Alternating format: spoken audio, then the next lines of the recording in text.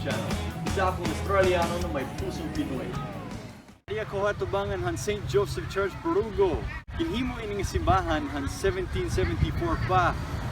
Kadaan na duro. Magsulod kita, tara na. This church is located in Leyte in the town of Barugo, right next to Carigara. It was built during the Spanish era and is still used as a place of worship today.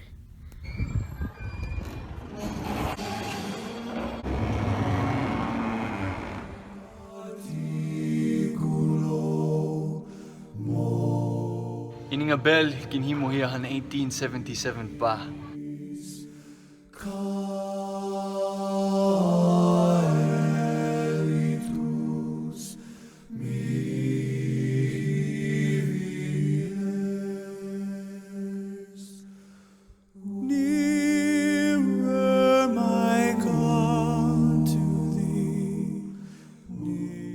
Dako ini nga simbahan ano?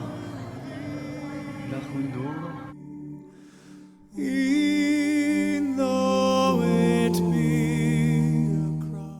This church is 242 years old, and it's a pretty impressive size. But there's an even bigger one in Leyte that we're gonna head to. Amo ini ang pinakadakong simbahan ng bugas ng Leyte!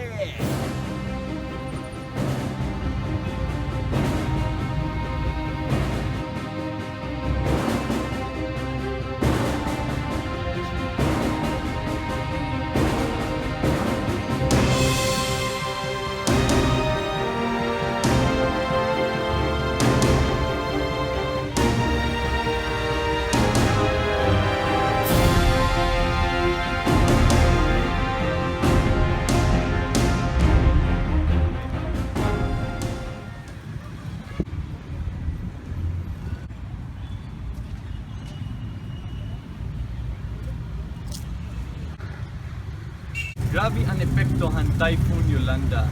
Damo ang namatay din hiya Leyte, pero din hiya Palo, grabe dako hiya nga kalamidad. Dinhi ni ra ginlubong ang mga namatay han Typhoon Yolanda. Usa ini hiya nga mass grave din hiya Leyte. The grounds of the church are beautiful, but let's take a look on the inside.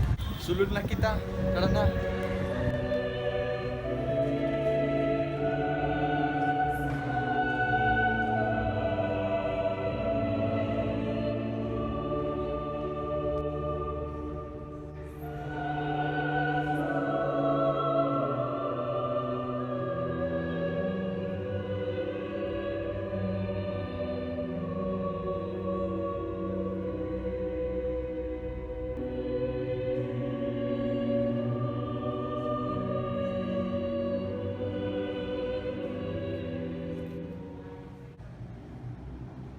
Kali ko mo diri Leyte. It's more fun in the Philippines.